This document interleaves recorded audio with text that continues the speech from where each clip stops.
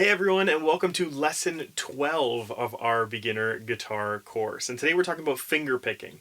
And fingerpicking may be something you're really interested in or something that you have very little interest in. It seems to be one of those kind of polarized things on guitar. But I think it's important because we start to learn about broken chords. And what I mean by that is a full chord, an unbroken chord, is just all of your notes strummed at the same time. They're all ringing out together right from the initial impact of you playing the guitar. And you're getting that full sound. So this is your G chord. And when you strum them all those notes come together at once, you hear a G, right?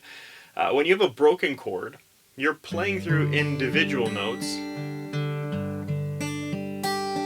So each individual note is ringing out at the point that you play it, but collectively together, after the fact, they are coming together to make that sound of the chord. So even though you're just getting individual notes from the strumming or the fingerpicking itself, afterwards, all these notes come together to form that G chord that we're hearing still, even though the notes were played individually or separately to begin with. So this is helpful, I think, when you listen to a song. Sometimes you don't just want to have chords like all the way through. Maybe you want to break some stuff up and play individual notes of a chord, so you're just like going for it.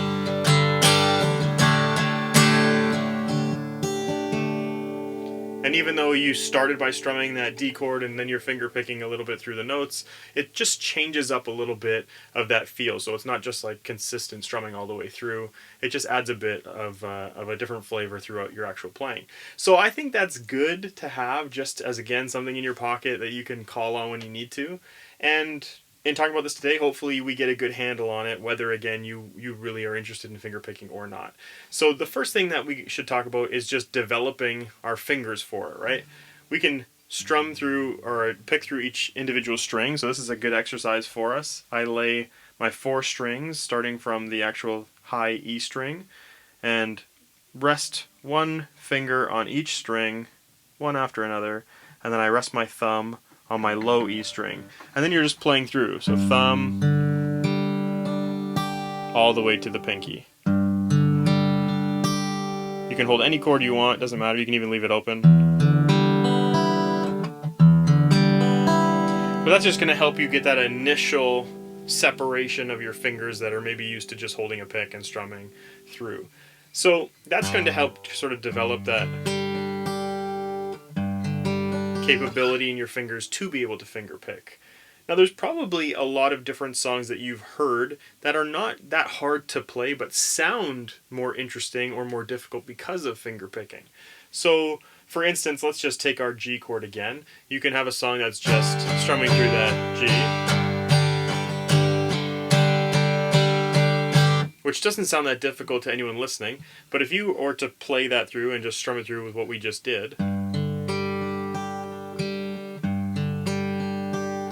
and I'm just walking back with my other fingers here, so I'm going thumb, index, thumb, index, middle, ring, pinky, and then going back on the exact same strings that they played the first time, ring, middle, index, and then starting the cycle over again. So it's just like a...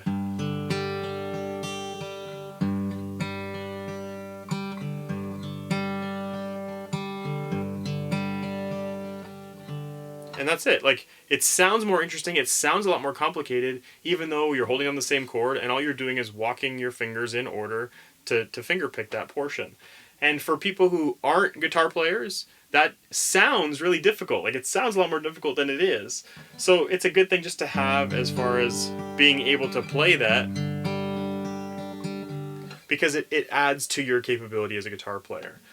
Another thing to talk about is playing multiple strings at the same time within your finger picking, right? So you can, let's say the easiest example for this is taking your fingers again, lay them in the exact same spot. We're holding again just the G chord. That's all my fingers strumming all 4 of those strings at the same time.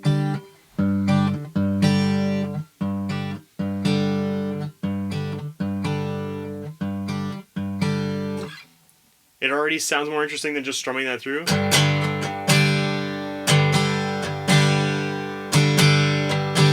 Right? Because the strumming doesn't sound bad, but if you get that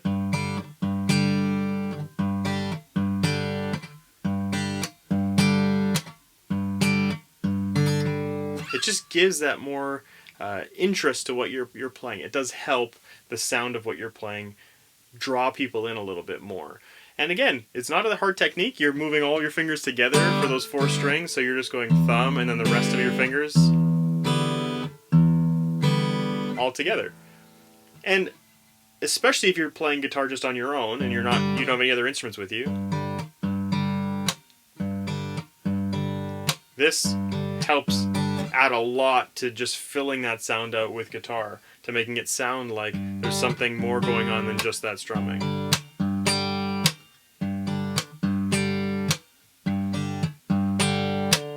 And all I'm doing at the end there is I'm just tapping my thumb against that low E string so that it hits against the frets to get that kind of a tapping or clapping sound.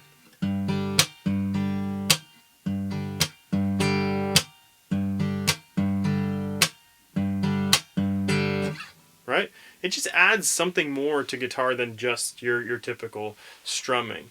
And I have made another video all about fingerpicking, so I'll link that for you so you can check it out. It gives you a couple different songs and a couple different techniques, so if you want to dive more into fingerpicking, that's a good way to go. So we're actually going to start off with the example of the first fingerpicking song that I really learned. And it may not be typically what people, I guess, go for, but for me, I put the time in, I wanted to learn it, I thought it sounded cool, and it helped me a lot later on understanding fingerpicking and broken chords because I'd put that time in early on to really learn this song and develop these skills. So the song is Blackbird, and we are going to play it in the way that people have been playing for years, which I understand a lot of people are saying that, you know, this isn't the way that Paul McCartney actually played it, because he was playing with a bit of like a finger picking with his index finger. However, I think that technique is just something else to learn on top of this, and doing it the way that people have been doing it for years actually is a better way to develop that finger picking style. So that's what we're going to stick with. And the song still sounds like the song, so I don't think it's a big issue either way. But what we're going to do is I'm going to basically walk you through this close to the camera because there's a lot going on, and then hopefully we can learn this song together and be able to play it by the end. So the first thing I want to talk to you about is the actual finger picking technique. The majority of the song is played with the A string and the B string together. That's going to be with your thumb and your middle finger. They're plucked at the same time, followed by your index finger on the G string. So I would take some time and work on plucking those strings together, followed by the G string.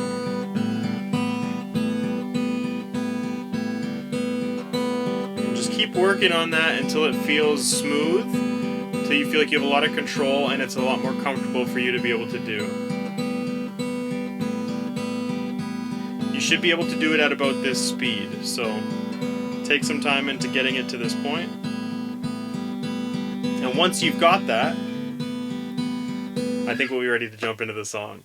So our first position is going to be the 3rd fret of our low E string. This is played with the E string and the B string together to start, and then followed up with that G string. Okay, it's only the one note on this hand, and that is our first position of the song. Then our second, we move to just the 1st fret of the B string, and now we move our thumb from the E string to that A string we've been practicing before. That's where it's going to stay for the majority of the song. So now we play the A and the B string together, followed by the G. And then we move to our 3rd position, which is the 2nd fret of the A string and the 3rd fret of the B string. And I play this with my index and my ring, but you can play it with your pinky as well, depending on what's more comfortable for you. And you're playing those 2 strings together, again, the A and the B string, followed by the G. So in order, with our 3 positions that we've learned, we have this E string and B string together, to our 2nd position, A string and B string together, and then our 3rd position. So let's see that again.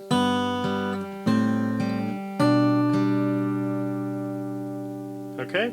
And I would work on that. That's going to be the starting point of the song, and then the rest of the song gets into more of an actual consistent rhythm of playing the piece through. So try and get that as close as you can to consistent. And then we'll move on to the next portion, which is sliding our fingers up in this same position, or you can switch out to the pinky. I use the pinky at this point because I find it more comfortable, but you may like using your ring finger. But this position is now going to slide all the way up to our 10th fret on the A string. One fret is empty in between, and then the 12th fret with our pinky finger or ring finger on the B string. Those strings are played together like normal, followed by a G. And what I would do here is I'll give you two different options. The first option is going to be easier for those who are still trying to learn to develop your finger picking and don't want to move too far away from what we've already learned. And then a second technique that's going to be a little more complicated to push yourself to try and grow your finger picking ability. So the first one here, you play it as we have, both strings together, followed by the G, and then play both the strings together twice in a row, followed by the G again. So it'll sound like this.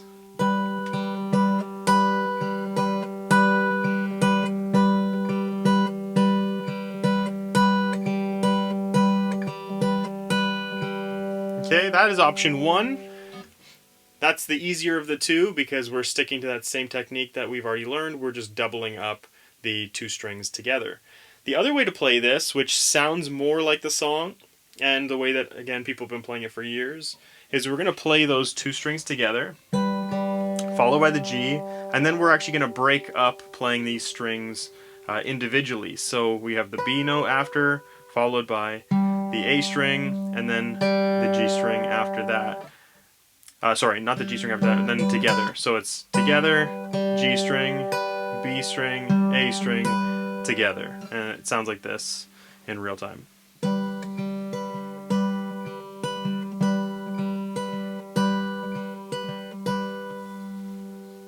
So that may take some time to learn. It's a little more complicated, but again, if you put the time into learning it, it's going to help build your ability in your picking hand a lot more moving forward. So that's the next position of the song. Then we start moving into all of our movements on the fretboard. And primarily when we have one of these positions, it's going to be the same when we hit that particular fret with our index finger throughout the rest of the song.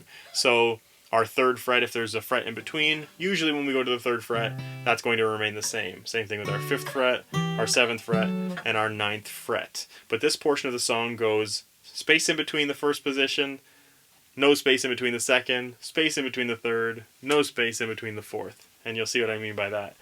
So we've just finished here with our 10th fret and our 12th. And now we're going to move to our 3rd fret with a fret in between.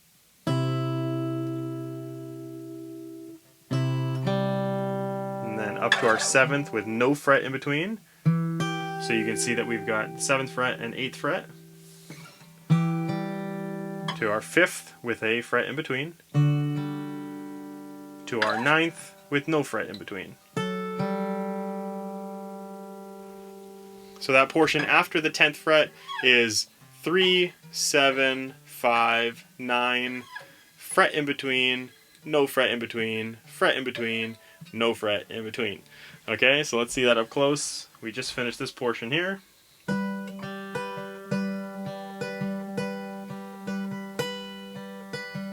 And now we're going to go 3rd fret, 7th fret, 5th fret, 9th fret. Okay? Now we're going to keep moving forward, but at any time if you need to go back and rewatch this or slow it down, do that. Make sure you get these portions of the song figured out before you move forward. So right after this happens, we now move from the 9th fret to the 7th fret, still no fret in between.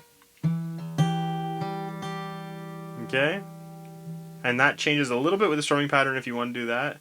It goes together, G, then the B, and then we move to our next position, which is just sliding our index finger down one fret.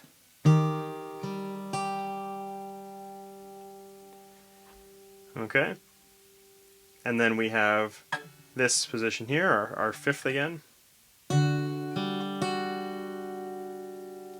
Up to that 9. No fret in between, because that's how we play that one. And then to our third. Okay? So from the top, so far we've got this.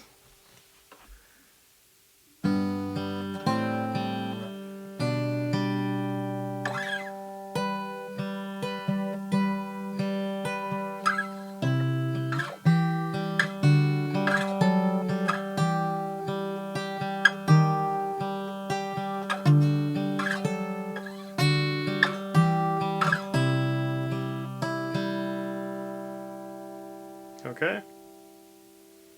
So you can see that portion. Sorry, I told you to go up to the 9th, but you should go to the 7th. Sorry. So here again, just if we go from this 10th and 12th fret position. 3, 7, 5, 9, 7. Okay, that slide down to the index. 5, 7, not 9, it's 7 there. To the 3rd. And now we're in that home stretch. We're going to finish the song off, okay? So then we get here, we're in that 3rd position.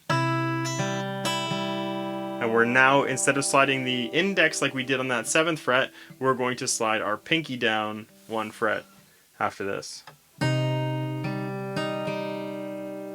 Okay? So. And then we're sliding this same shape just down 1 fret each to the 2nd fret. And then we're removing our index and going 1 more fret down with our pinky.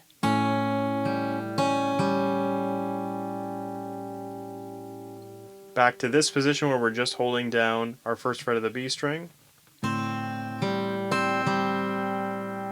And then our very, very first position where we're just holding the 3rd fret of our low E string. And that's where we move our thumb back from the A string to the E string. Okay? So, I'll do you a close-up of the whole song, and then I'll back up and play it in real time for you. So here we go, from the top.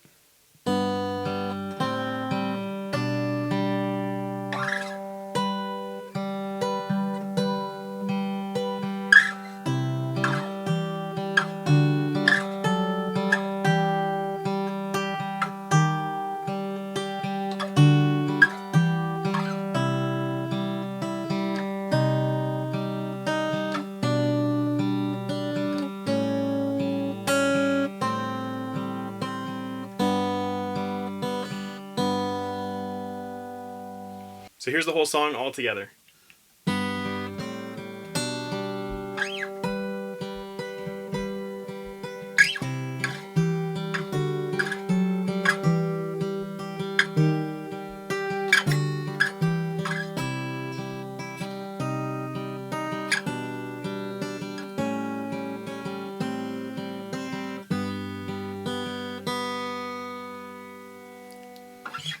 Alright, I hope that that's been helpful for you. I hope that this song does for you what it's done for me, where it just teaches you a lot of those foundations of fingerpicking, that it helps you to grow in that area, and that ultimately you are a better guitar player for putting that time and effort into learning this song. Thank you so much for watching. I hope that you've enjoyed this, and as always, love you guys.